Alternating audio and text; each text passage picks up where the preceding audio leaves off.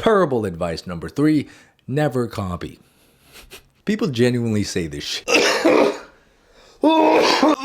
There are a lot of old school professors out there who want to be some sort of edgy cool guy who will tell you, hey, never copy anybody. Be original, man. Do your own thing. Well, guess what, Grandpa? Copying people is the best way to learn. This is once again working backwards from a formula that's already been solved for you. Look at an artist that's extremely skilled, the way they stylize their characters, the way they render their lights and shadows. This is all the result of thousands of hours of practice that they've put in and distilled down to this little gem. It's like a little infinity stone, and when you study the work of somebody like that, you are basically absorbing a little bit of the power of that stone. Look, if you don't believe me, okay, I bet you believe in the Renaissance artists, okay, the legends. Those artists were absolutely cracked, and do you know how they trained back then? They copied the works of their masters. They begin their entire artistic journey by replicating the works of those who came before. And if you like my art, guess what I did? I used to copy a bunch of artists when I was a kid, when I was taking art classes and art lessons back in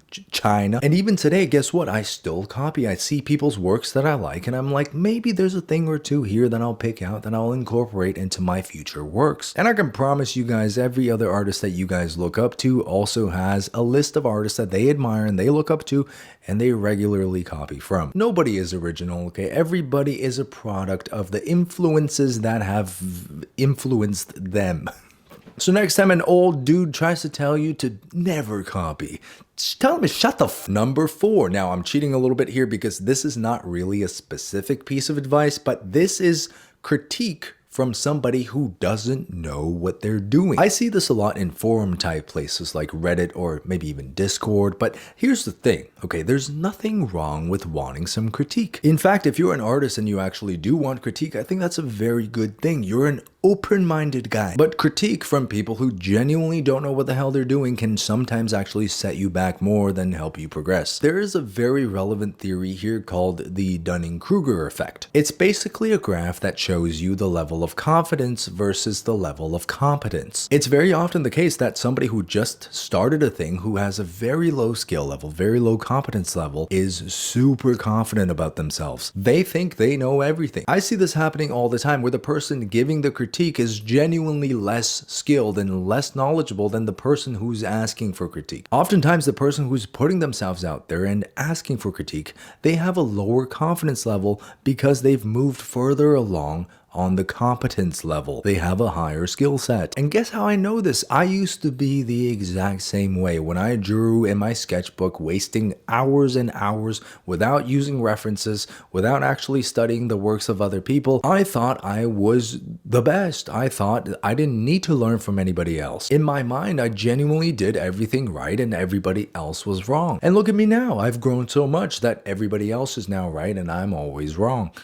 So moral of the story is you got to really make a decision for yourself and be careful and selective in who you open your brain up to. Terrible art advice number 5 that I've actually heard people say to other people is you need to be talented to do art. God, you disgust me. My entire understanding of talent is it's just a measure of how fast and how easy you can pick up a subject. That's it. If somebody is high talent and they put in no work, 10 times out of 10, they're going to be outcompeted by somebody who is medium to low talent, but puts in a lot of work. I think I remember very, very early on when I just started learning digital art, Cynics was a huge inspiration to me. And if my Unc memory serves me right, I think he started pretty late and he didn't start off being the most talented artist. But oh my Lord, he put in so much hard work and the results speak for themselves. He's now become one of the best. Every time I make one of these videos, I'm trying to dispel this misconception because for some reason, talent just always gets tied with art. Does it play a role? Of course it does, okay? If you have more talent, obviously you're going to grasp things a lot quicker. You're going to learn things a lot faster. It's going to be easier for you. But just because maybe you're starting off with your settings on hard mode doesn't mean that you can never achieve the level of work of the artist that you actually look up to. Listen, here's a hypothetical scenario, okay? Unc is on his deathbed, okay? I have 2 nephews nephews in front of me. One of them is 10 out of 10 very talented, but never puts in the work. And the other one, okay, maybe 4 out of 10 talented. He doesn't start off gifted, but damn, that boy works like 12 hours a day and he just loves his craft. Which one of these nephews am I gonna pick to be my successor? 10 times out of 10, it's the one with 4 out of 10 talent, but more dedication. Terrible art advice number 6 that I absolutely despise. Using references is cheating and you should draw from imagination. I'm not even going to get into this, okay? I talk about this every single time. Using references is the only way that you add new information into your mental library. Using references is the only way you learn about how something actually looks. And until you know the way something actually looks, you will never be able to draw that thing accurately from your imagination, right?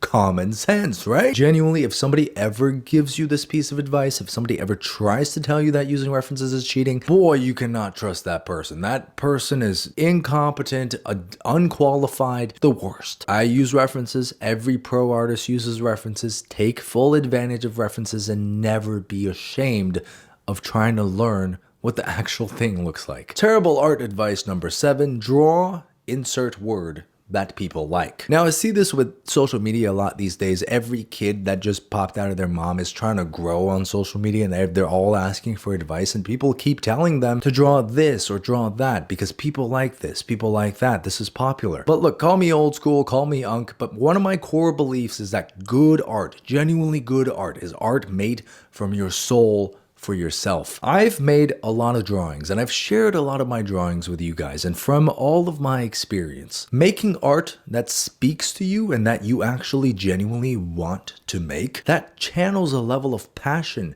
into the final result that other people can actually sense. Some of my best pieces that I've ever made were pieces that I felt something for, pieces that I was actually really invested in. If you keep making this thing and chasing the approval of other people, even though you're not that passionate about it, guess what's gonna happen eventually? Your spark, it's just gonna go out. It's gonna go out like a big fart in the wind. That's you, that's your little spark.